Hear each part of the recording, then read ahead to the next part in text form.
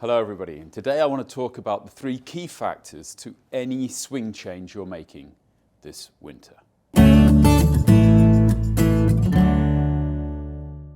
So if, like me, you're wanting to make a swing change this winter, there are 3 main keys or factors which are going to decide whether this is actually successful or not. The keys are quite straightforward. Exaggeration, visualization, and repetition. And in truth, I'd like to start with repetition.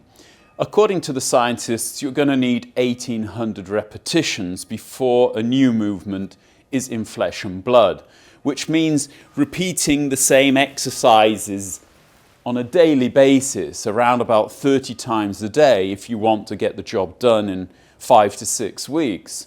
If, however, like myself, you're only going to be out practicing 2 or 3 times a week, then it's going to get longer and you're probably going to need 2 or 3 months before you can actually do it, which is why you're going to have to start before Christmas rather than after Christmas.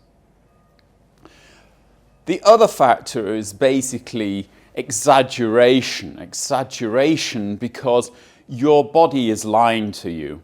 You have the feeling you're doing what you want to do, but you're not. And this is why I really recommend you filming some of your practice sessions to actually see where you are. If you've been following the channel, you know that what I'm trying to change in my swing during this winter is what we could call my arm plane. I do have a tendency to get a bit trapped to my body in the backswing, taking the club on the inside. And although I'll come down on a pretty neutral plane in the downswing, in tension situations when I'm under pressure, I tend to get a bit tight, hold back and block the thing out to the right. And I wanted to get rid of that for 2020. However, when I am practicing, I do have the feeling of being on the right arm plane, but when I look in camera, rather than being out here, I'm somewhere back here. This is unfortunately because my body is lying to me. And there's a beautiful word in German called Wahrnehmung, what you interpret basically from your feelings. And unfortunately, if your feeling is not what you're actually doing, then basically you're going to be practicing it wrong.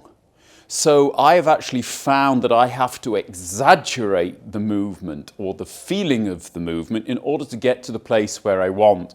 And basically by using a camera set up behind you or in front of you or wherever it is, whether you can actually see the change that you're wanting to make, you can basically make a couple of drills and actually see on the camera if you're actually doing what it is you want to be doing. So when I make a shot, I've got to have a feeling of my arms going away from my body in order just to keep them in the plane that I want them in. So that, for instance, is the feeling that I'm somewhere out there, but you'll be able to see, and I'll put it into the video, that I'm not at all.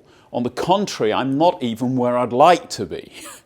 And although I've been practicing with alignment sticks stuck into the ground as long as there was no snow there, then I've actually got the feeling with the alignment sticks, but the second that they're gone and I've got a ball in front of me, habit is dragging me back where I don't want to be.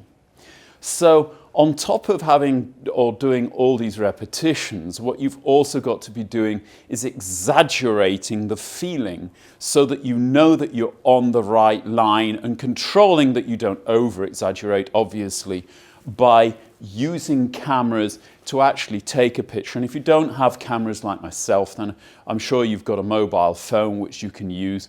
And there's even great software. I've talked about it before, but V1 is a pretty cheap software where you can actually have a look at yourself, draw lines in, and check that what you're actually practicing is what you want to change. And you're not going to spend a lot of time, investing a lot of time practicing the wrong thing.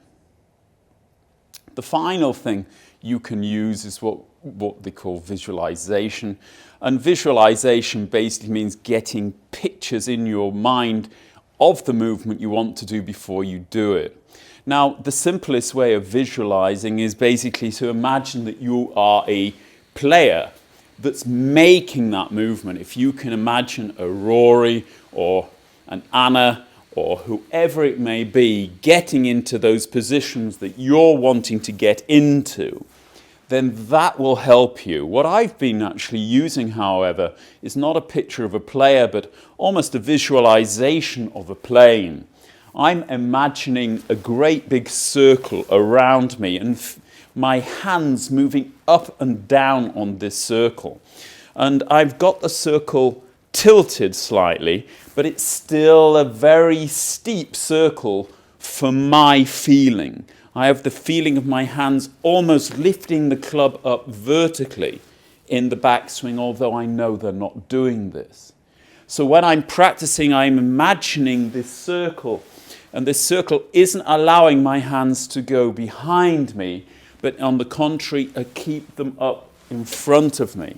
And practicing, not necessarily with the ball, but without the ball and this visualization has helped me a lot to actually get the hands more or less where I want them in the backswing, at least in the practice swings.